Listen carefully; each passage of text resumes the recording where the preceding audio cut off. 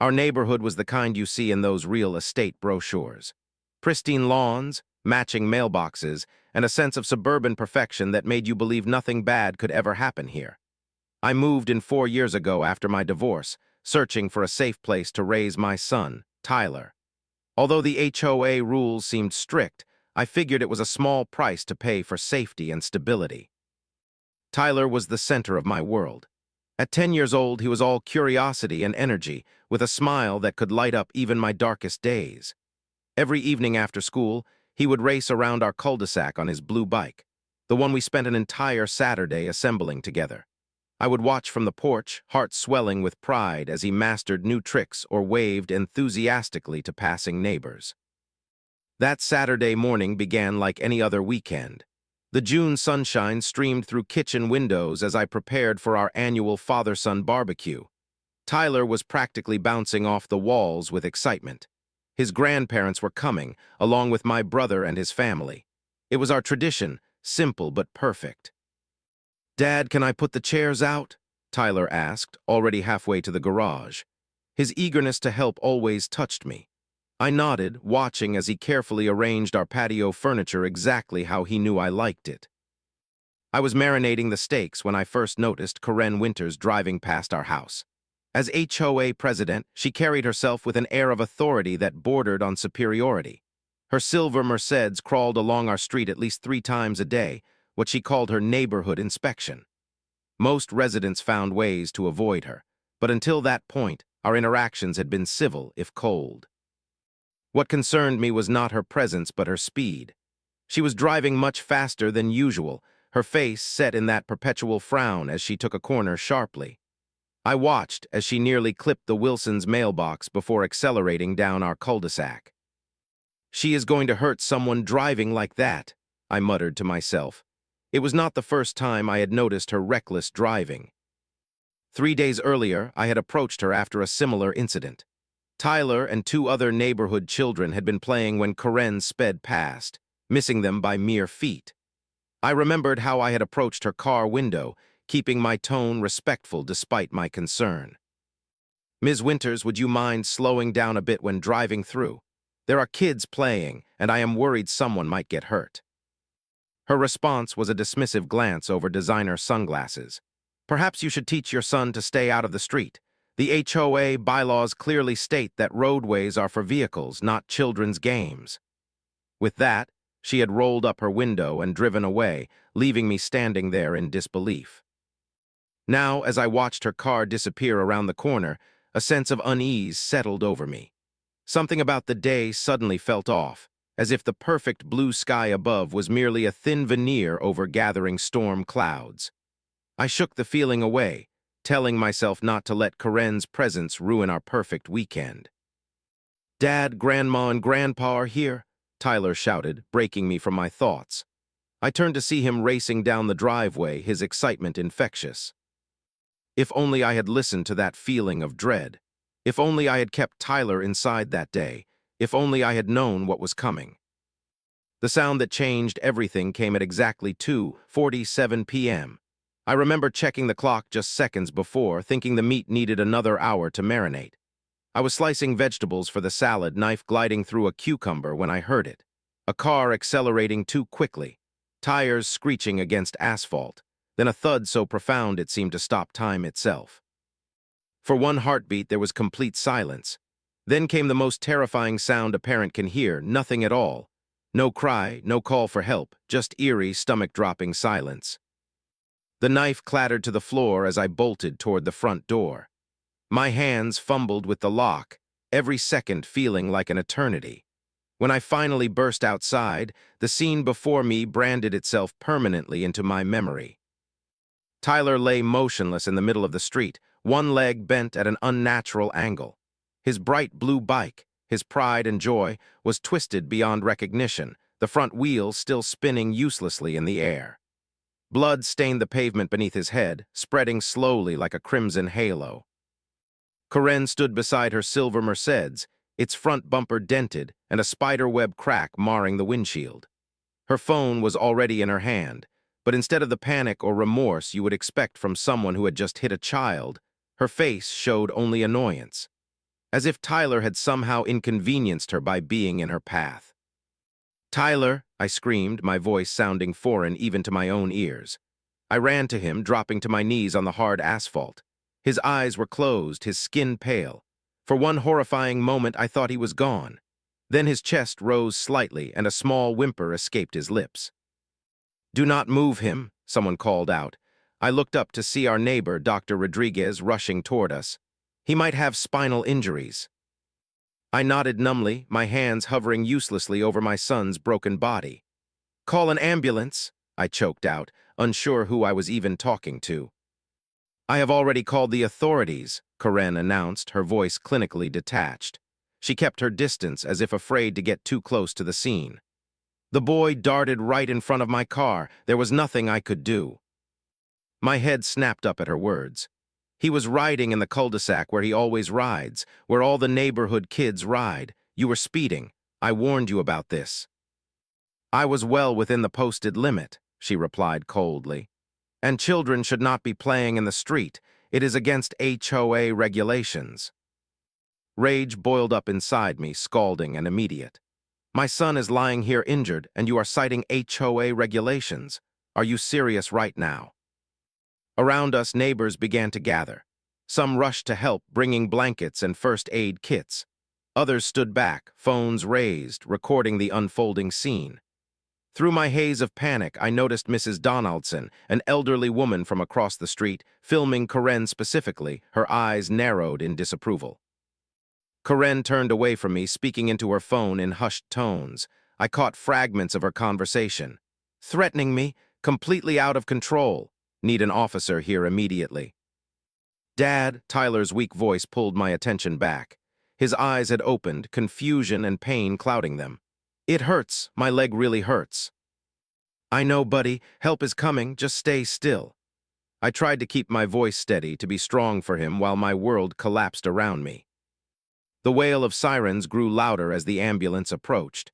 Paramedics swarmed around us, their practiced movements a blur as they stabilized Tyler's neck and assessed his injuries.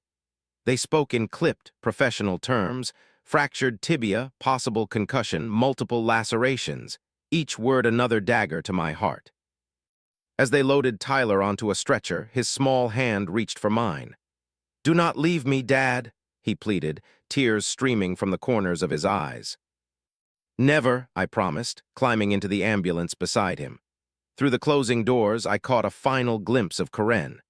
She was speaking to a police officer who had just arrived, gesturing emphatically toward me, her face a mask of manufactured victimhood. The ambulance doors closed with finality, and we sped away from our perfect weekend that now lay in ruins, just like Tyler's beloved bike on the street behind us. The hospital emergency room buzzed with controlled chaos. Doctors and nurses moved with practiced efficiency as they wheeled Tyler away for x-rays and scans.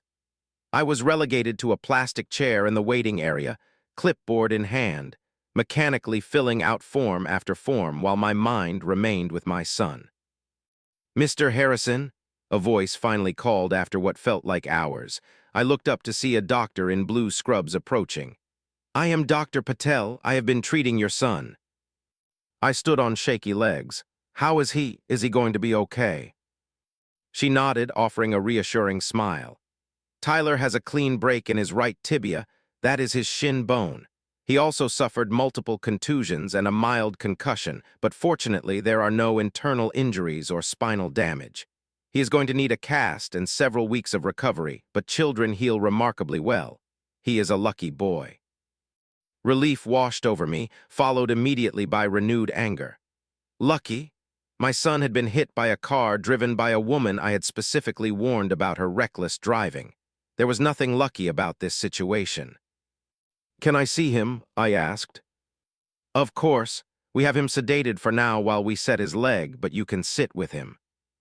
I followed Dr. Patel through the double doors to a curtained area where Tyler lay. His small frame looked even tinier against the white hospital sheets. His right leg was elevated, already being prepared for casting. Bandages covered scrapes on his arms and forehead. My throat tightened at the sight. I had just taken a seat beside his bed when a hospital security guard appeared at the curtain. Mr. Harrison, there are police officers here to speak with you. I frowned, confused. Right now, my son just... They insist it is urgent, sir. With a reluctant glance at Tyler's unconscious form, I followed the security guard back to the waiting area. Two uniformed officers stood near the reception desk, their expressions impassive. Mr. Harrison, I am Officer Peterson. This is Officer Ramirez, the taller one introduced them. We need to ask you some questions about the incident involving your son. Of course, I nodded. That woman was speeding through our neighborhood. I had warned her just days ago about. Officer Peterson held up a hand, cutting me off. Actually, sir, we received a complaint from Ms. Winters. She claims that following the accident, you verbally assaulted and threatened her. I stared at them in disbelief. What? My son was lying injured on the street. She hit him with her car. According to Ms. Winters, your son rode his bicycle directly into the path of her vehicle while she was driving within the posted speed limit. She also states that you threatened to, and I quote, make her pay, and that you would not rest until she lost everything. My mouth opened and closed without sound. I had said nothing of the sort. Yes, I had been angry, what parent would not be? But I had been focused entirely on Tyler, not on threatening Karen. That is absolutely false, I finally managed. There were at least a dozen witnesses who saw what happened. She was speeding, as she often does. Several neighbors have complained about it before. Officer Ramirez pulled out a notepad. Can you provide the names of these witnesses? Mrs. Donaldson was there, the Rodriguez family, the Wilsons, Mike from 2 doors down. I named everyone I could remember. Mrs. Donaldson was recording everything on her phone. The officers exchanged glances. We will look into it, Officer Peterson said, his tone making it clear he was simply going through the motions. For now, we are documenting both sides of the incident. Ms. Winters has already provided her statement and the contact information for the HOA board to corroborate her character and standing in the community. Of course she had. Karen had the entire board in her pocket. My son is 10 years old and lying in a hospital bed with a broken leg because that woman refuses to drive safely in a residential area, I said, struggling to keep my voice level. And somehow I am the one being questioned. We are just doing our job, sir, Officer Ramirez replied coolly. We will need your statement as well. For the next 20 minutes I recounted everything, Karen's history of speeding, my previous warning to her, the events of the accident. The officers took notes but revealed nothing in their expressions. When they finally left, I returned to Tyler's side, a new knot of anxiety joining the others in my stomach. It was late evening by the time Tyler was properly cast and cleared to go home. He was groggy from pain medication but conscious, a fact for which I was profoundly grateful. I helped him into a wheelchair, a temporary necessity until he could manage crutches, and pushed him toward the hospital exit where my brother waited to drive us home.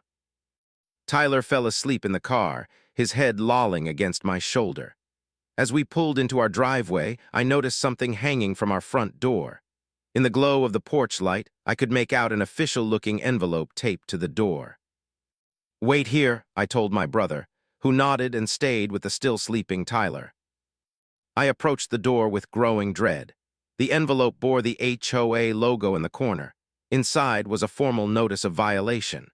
According to the document, I had violated Section 7, Paragraph 3 of the community bylaws, threatening or hostile behavior toward community members.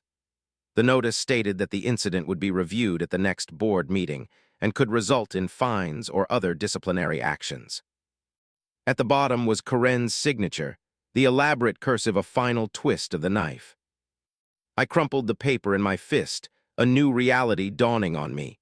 This was not over, not by a long shot.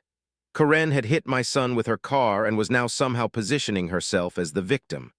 My son was hurt, and I was being painted as the aggressor. As I helped Tyler into the house and settled him into his bed, surrounded by pillows to keep his cast elevated, a cold determination settled over me. If Karen wanted a fight, she had chosen the wrong parent to target. The next few days passed in a blur of hospital follow-ups, pain medication schedules, and fielding concerned calls from family members. Tyler was handling everything with surprising resilience, though the reality of a summer confined to crutches and limited mobility had begun to sink in. His bike, once his prized possession, now lay in pieces in our garage, a twisted metal reminder of how quickly life can change. I decided to approach our neighbors, hoping to gather statements about what they had witnessed. My first stop was Mrs. Donaldson's house, the elderly woman I had seen recording the incident. "I am sorry, dear," she said, peering nervously past me toward Karen's house across the street. "I deleted the video." "You what? Why would you do that?" Mrs. Donaldson lowered her voice. "Karen came by that same evening, said it was against HOA policy to film on community property without permission. Mentioned something about how my flower beds might be in violation of the landscaping codes if someone looked closely enough." She shook her head. "I cannot afford those fines on my fixed income. I am truly sorry." Similar scenarios played out at every door I knocked on. The Rodriguez family suddenly remembered they had not actually seen the impact, only the aftermath. The Wilsons were conveniently leaving for vacation and did not have time to talk. Mike from 2 doors down actively avoided eye contact and claimed he had been in his backyard during the incident. It became painfully clear that Karen had gotten to everyone before me. The web of fear and intimidation she had woven throughout our community was far more extensive than I had realized. Defeated, I returned home to find a plain manila envelope on my doormat. No name, no return address. Inside was a USB flash drive with a single post-it note attached. "Use this wisely. She cannot know where it came from." With shaking hands, I plugged the drive into my laptop. It contained a single video file, timestamped the day of the accident. The footage appeared to be from a doorbell camera, offering a clear view of our cul-de-sac. I watched in stunned silence as Karen's silver Mercedes appeared, moving at least twice the posted speed limit. The camera caught the moment of impact, Tyler never standing a chance against the oncoming vehicle. It also captured the aftermath, me rushing to my son, Karen's callous response, and most importantly, every word of our exchange. At no point did I threaten her as she had claimed to the police. This was evidence, irrefutable proof of her lies and negligence. Armed with the video, I scheduled an emergency meeting with the HOA board. If they saw this footage, they would have to take action against Karen, not me. Justice would finally be served. The meeting was set for 7:00 p.m. in the community center. I arrived early, USB drive securely in my pocket, only to find the room already half filled with board members huddled in quiet conversation. They fell silent when I entered, their expressions ranging from discomfort to outright hostility. "Mr. Harrison," Gordon Mills, the board treasurer and Karen's closest ally, addressed me. "While we appreciate your concern, we cannot proceed without our president present." "This meeting is about your president," I countered. "I have evidence that she—" "All complaints must follow proper protocols," he interrupted. "Ms. Winters has been notified of this meeting and should arrive shortly." As if on cue, the door opened and Karen strode in, immaculately dressed in a tailored pantsuit, her expression serene and confident. She nodded curtly to the board members before taking her seat at the head of the table. "I understand Mr. Harrison has some concerns he wishes to address," she said, her voice dripping with practiced sympathy. "Given the recent unfortunate accident involving his son, I think we should hear him out, despite the improper channels through which this meeting was called." I connected my laptop to the projector, determined to let the video speak for itself. "I have footage of the accident that contradicts Ms. Winters' version of events. It clearly shows she was speeding, and that at no point did I threaten her afterward, as she claimed to both the police and this board." Before I could press play, Karen spoke up. "I must object. Any surveillance footage of community property obtained without explicit HOA approval constitutes a violation of our privacy bylaws. Section 12, paragraph 7. Gordon nodded vigorously. "She is correct. We cannot view illegally obtained footage." "Illegally obtained? It is a doorbell camera. People have them everywhere," I protested. "Our bylaws are quite clear. Karen continued smoothly. Additionally, I find it concerning that Mr. Harrison seems fixated on assigning blame rather than focusing on his son's recovery. Perhaps this vendetta is a manifestation of the same aggressive tendencies I experienced firsthand after the unfortunate accident. I watched in disbelief as board members nodded in agreement. This is not a vendetta. This is about the truth. Your reckless driving hurt my son, and now you are trying to paint me as the villain. Mr. Harrison, Karen sighed dramatically, I understand you are upset. Any parent would be. But the accident report clearly states that your son swerved into the roadway unexpectedly. I was traveling within the legal speed limit and had no opportunity to avoid the collision. These are facts, not my opinion. That is a lie, I insisted, turning to the board members. Look at the video, just look at it. I am afraid we cannot, Gordon replied. And frankly, your tone right now is concerning. Perhaps we should adjourn until emotions are less heated. I looked around the table, suddenly understanding with perfect clarity. The nervous glances, the uncomfortable shifts in seats. These people were not impartial judges. They were Karen's puppets, each one likely controlled through some combination of favors, threats, or shared secrets. How long have all of you been under her thumb? I asked quietly. What does she have on each of you that makes you so afraid to stand up to her? The room fell silent. One board member, Janet from the end of our street, had the decency to look ashamed, but no one spoke up. Karen rose gracefully from her chair. I think we have heard enough. Mr. Harrison is clearly not in a state to discuss this matter rationally. I move that we issue a formal warning regarding his continued aggressive behavior and revisit the incident at our next scheduled meeting. Seconded, Gordon said immediately. All in favor? Karen asked, looking around the table. Hands rose slowly but steadily until every board member had voted in agreement. It is decided then, Karen concluded with a small, satisfied smile. Mr. Harrison, you will receive formal notice of this warning. I sincerely hope you focus on your son's recovery rather than perpetuating these baseless accusations. I stood there utterly stunned by the calculated precision of her manipulation. This was never about justice or truth. It was about power, Karen's power, and for the first time I truly understood what I was up against. As I packed up my laptop, Janet approached me quietly. Not everyone is on her side, she whispered. But she knows things about people, keeps records. Some of us cannot afford to cross her.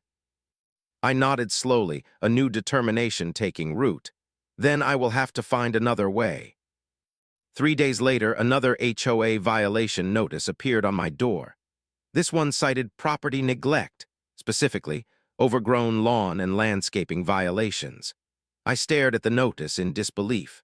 With Tyler requiring constant care and attention, yard work had admittedly fallen to the bottom of my priority list, but the grass was hardly what anyone would call overgrown.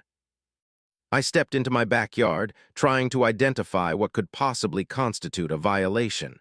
The grass was perhaps half an inch longer than the HOA's mandated height.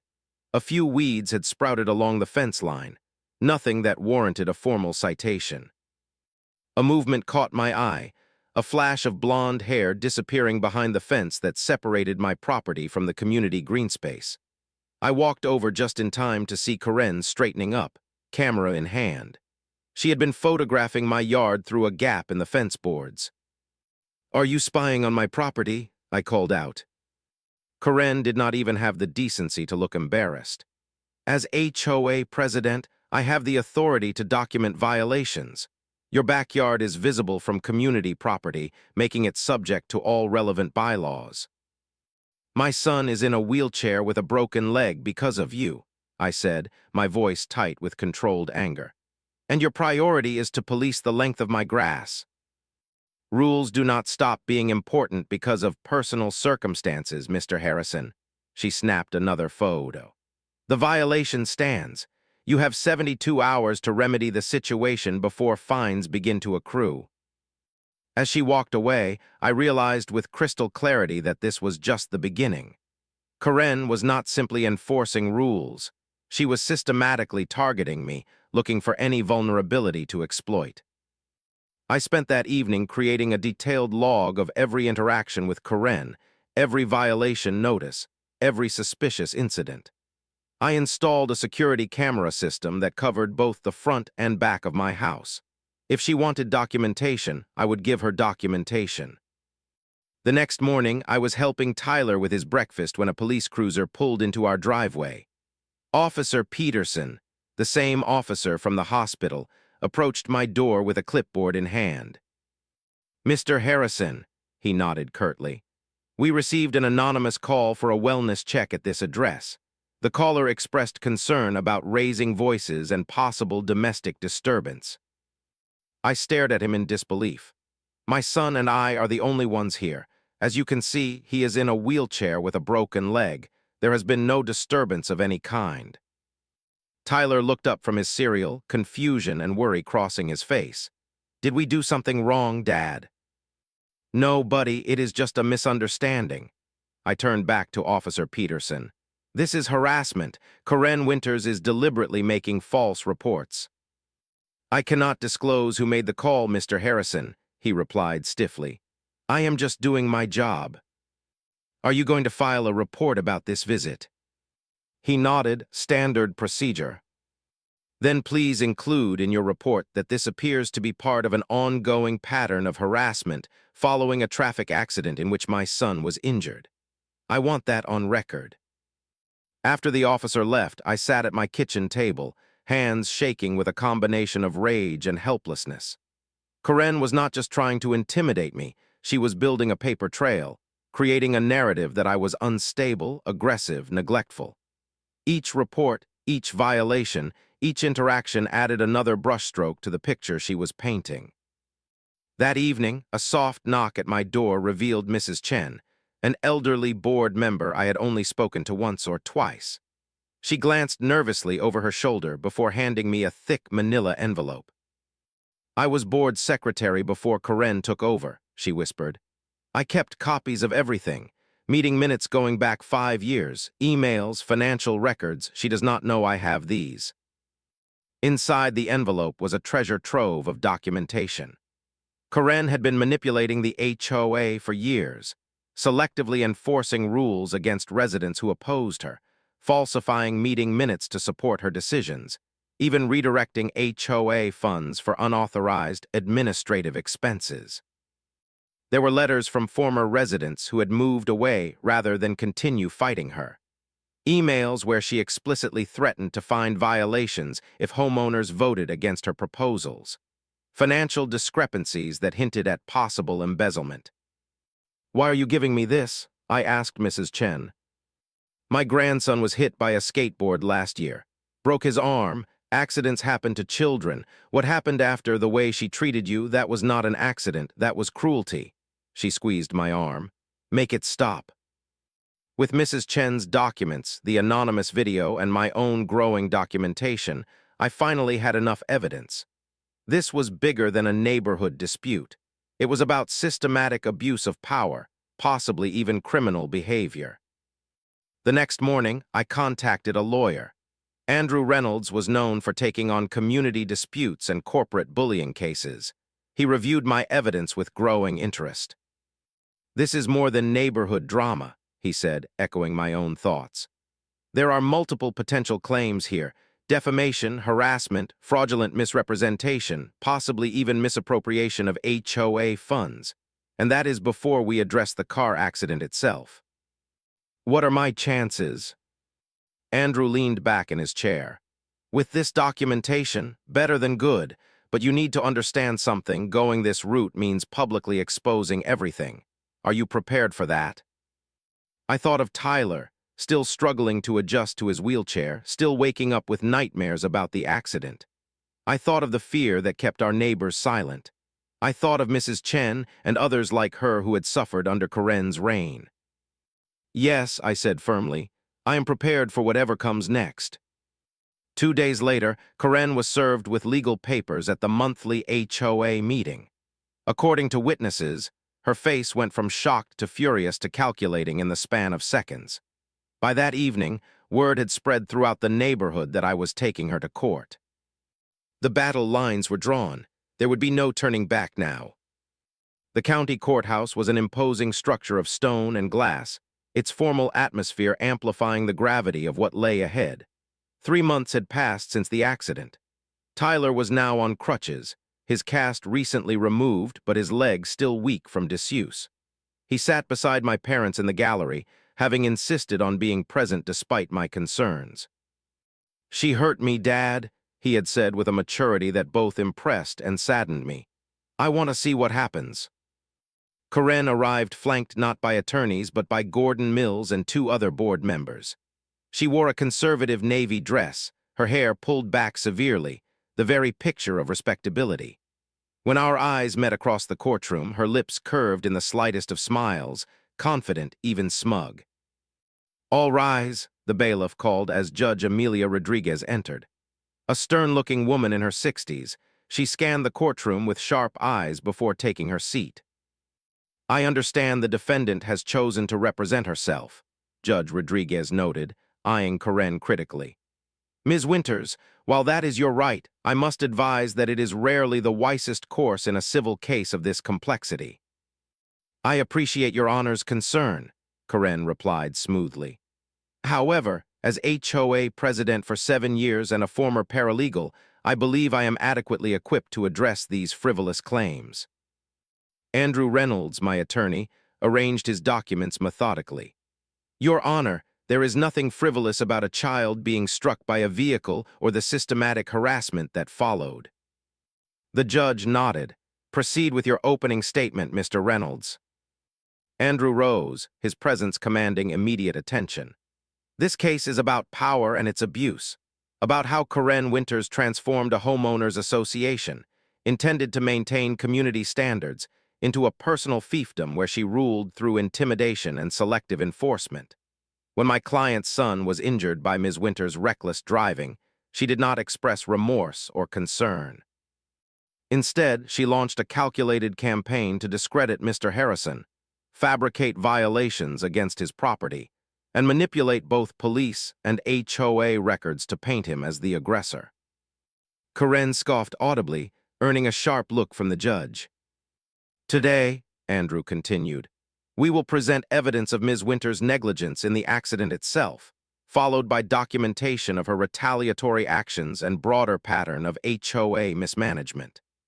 The evidence will show conclusively that Ms. Winters abused her position to harass and defame my client while attempting to evade responsibility for injuring a 10-year-old child." When Karen's turn came, she approached the matter with practiced indignation. "This lawsuit is nothing more than a vindictive attempt by a father unable to accept that accidents happen, especially when children are not properly supervised. Yes, a collision occurred. Yes, it was unfortunate. But Mr. Harrison has twisted this incident into a personal vendetta, making outlandish claims about my leadership and fabricating a conspiracy where none exists. The HOA board stands behind me because my record speaks for itself. We maintain one of the most desirable communities in the county precisely because rules are enforced consistently and without favoritism." As opening statements concluded, Andrew called his first witness, me. I took the stand and recounted everything: Karen's history of speeding, my previous warning to her, the accident itself, and the systematic harassment that followed. Karen's cross-examination was aggressive, attempting to portray me as an emotionally unstable parent lashing out after an accident. "Is it not true, Mr. Harrison, that you threatened me at the scene of the accident?" she asked, her voice dripping with false concern. "No, I was focused entirely on my injured son." "Multiple witnesses heard you say you would make me pay. How do you explain that?" "No one heard that because I never said it. You invented that claim to deflect from your responsibility." The turning point came when Andrew played the anonymous video footage. The courtroom fell completely silent as we all watched Karen's Mercedes speeding through the cul-de-sac, the impact, and the aftermath where my focus remained entirely on Tyler while Karen made her calls. Karen objected immediately. This footage was obtained without proper authorization under HOA bylaws and should be inadmissible. "Ms. Winters," Judge Rodriguez said sternly, HOA bylaws do not supersede state evidence laws. The footage is admitted. Next came the testimony from witnesses, some in person, others through sworn affidavits due to continued fear of retaliation. Mrs. Chen took the stand, her voice quavering but determined as she detailed Karen's years of manipulation and intimidation. Former residents testified to being essentially forced out of their homes after opposing Karen's policies. Most powerful was the testimony about other incidents, a pattern of selective enforcement, threats, and manipulation that extended far beyond my personal experience. Mrs. Donaldson described how Karen had threatened to report her non-compliant rose bushes if she did not delete the accident video. The Wilsons revealed how Karen had engineered violations against them after they questioned an HOA fee increase.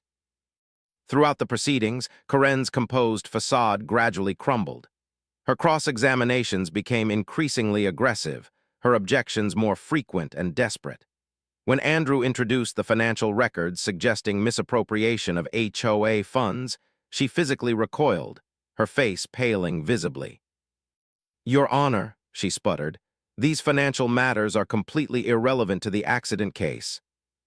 "On the contrary," Andrew countered calmly, "they establish a pattern of conduct that speaks directly to the defendant's character and credibility. Ms. Winters has portrayed herself as an upstanding community leader enforcing rules fairly. These records tell a very different story." By the time closing arguments arrived, the mood in the courtroom had shifted dramatically. Karen, once confident to the point of arrogance, now sat rigid with tension, her notes scattered before her. Andrew's closing was measured and powerful. "Your Honor, what began as a simple traffic accident revealed something far more insidious, a years-long abuse of power that affected dozens of families. Ms. Winters did not merely hit a child with her car. She then weaponized her position to punish the father who dared to hold her accountable. Justice demands not only compensation for the physical injuries suffered by Tyler Harrison, but also recognition of the emotional and financial harm inflicted through Ms. Winters' retaliatory campaign." Karen's closing argument was disjointed, her usual poise abandoned as she shifted between defensive justifications and attacks on my character.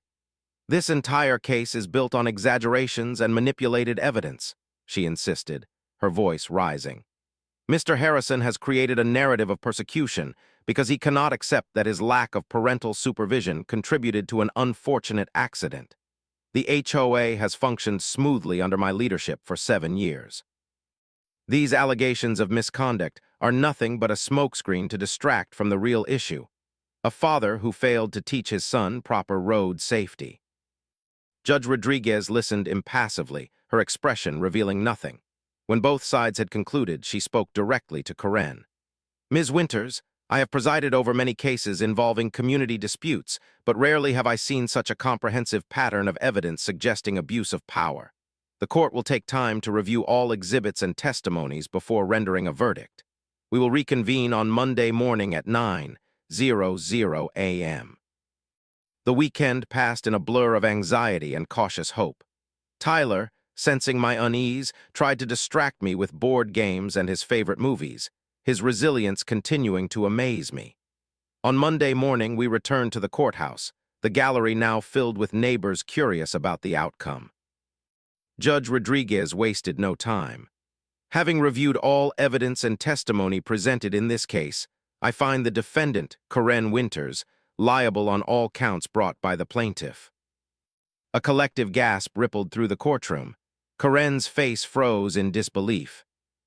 "The evidence clearly establishes that Ms. Winters was driving negligently at the time of the accident, subsequently filed false reports with police, abused her position as HOA president to harass the plaintiff, and has engaged in a broader pattern of misconduct affecting the entire community."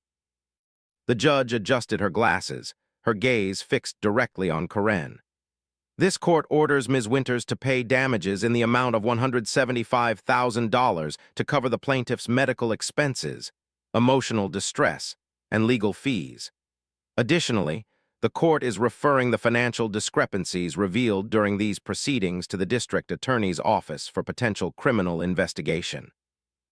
Karen began to protest, but Judge Rodriguez cut her off. Ms. Winters, your conduct in this matter has been reprehensible. You used your position to bully and intimidate those with less power, and when confronted with the consequences of your actions, you responded with further abuse rather than accountability. Such behavior cannot stand in any community that values justice and fair governance. With a final rap of her gavel, Judge Rodriguez concluded, "This court also orders Ms. Winters to immediately resign her position as HOA president and board member, and prohibits her from serving on any homeowners association board for a period of no less than 10 years. The courtroom erupted in murmurs and whispers. Karen sat motionless, the color drained from her face as the full weight of the verdict settled over her. When she finally rose, her legs visibly shaking, she did not look at anyone, keeping her eyes fixed on the floor as she made her way out of the courtroom alone. Outside on the courthouse steps, several neighbors approached me, offering congratulations and, in some cases, apologies for not speaking up sooner. Mrs. Donaldson hugged me tearfully. "You did it! You stood up to her when no one else would." Tyler, balanced on his crutches beside me, looked up with a smile that warmed my heart. "Does this mean it is over, Dad?" I rested my hand on his shoulder, feeling a weight lifting that I had carried for months. "Yes, buddy, I think it does." 2 weeks after the court verdict, our neighborhood felt like a different place. The change was subtle at first, neighbors lingering to chat during evening walks, children playing more freely in their front yards, an ease in interactions that had been missing for years. I was raking leaves in our front yard, Tyler supervising from a lawn chair, his healing leg propped up, when Mrs. Rodriguez approached with a plate of homemade empanadas. "For you and Tyler," she said warmly. "A small thank you for what you did for all of us." Throughout that week, similar gestures appeared. Mr. Wilson offered to help finish the yard work. The Chens invited us for dinner. Anonymous neighbors left gift baskets and cards expressing gratitude. The invisible wall of fear that Karen had built between homes was crumbling, replaced by a genuine sense of community. The most significant change came at the emergency HOA meeting called to address the leadership vacuum.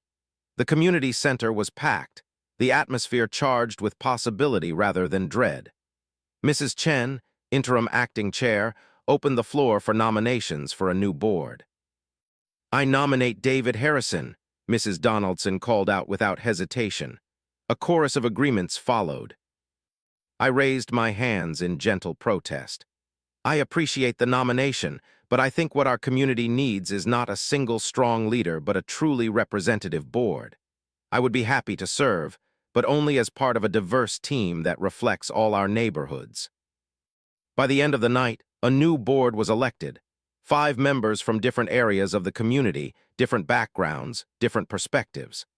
I accepted a position focusing on recreation and children's safety, helping to draft new guidelines that balanced common sense with community standards. The most visible sign of Karen's departure came when her house went on the market.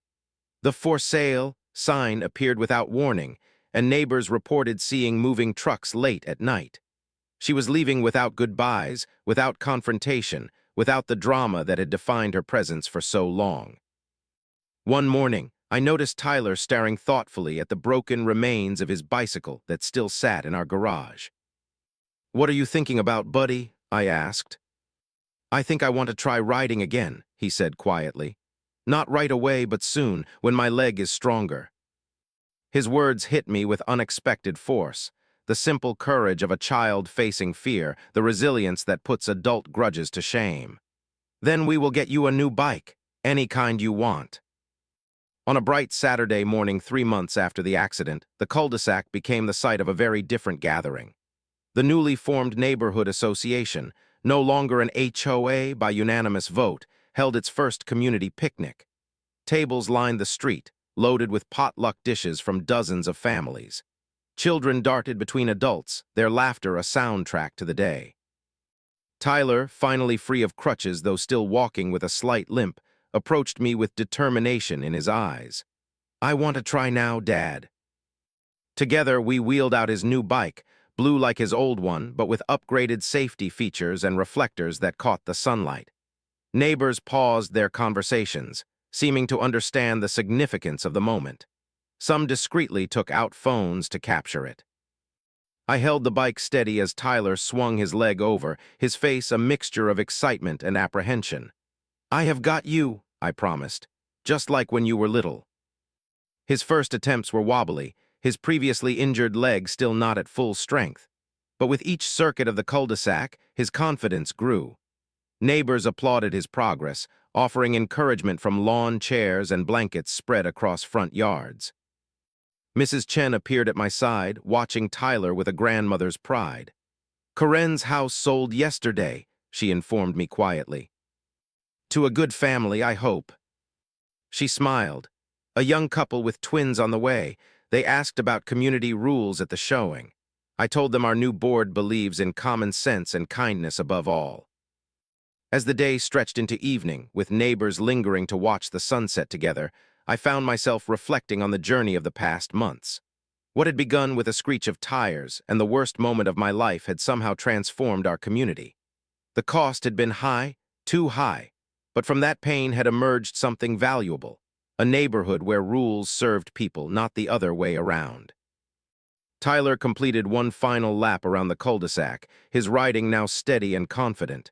He rolled to a stop beside me, face flushed with triumph. "Did you see, Dad? I did it." I knelt down to his level, seeing in his eyes not just pride in mastering the bike again, but something deeper, the understanding that we had faced something frightening together and emerged stronger. "I knew you would," I told him, my throat tight with emotion. "You are the bravest person I know." As night fell softly over our street, neighbors bid warm goodbyes, plans already forming for the next gathering. Tyler and I stood in our driveway, watching the last families head home, the quiet cul-de-sac once again peaceful, but now with a peace born of connection rather than fear. "Is everything going to be different now?" Tyler asked, leaning against me tiredly. I looked down at my son, at the street where he had been injured, at the homes now filled with neighbors who had become friends, at the place that had transformed from Karen's kingdom to our community. "Yes," I said softly, "everything is different now, but in all the ways that matter, it is better." The streetlights flickered on, illuminating the road where our journey had begun. Where once there had been pain and injustice, now there was healing and hope. The scars remained, Tyler's slight limp, my own lingering caution, but they were reminders not of what we had lost, but of what we had fought for and won. Together, father and son, we turned toward home, leaving the empty cul-de-sac behind us, quiet now but no longer silent.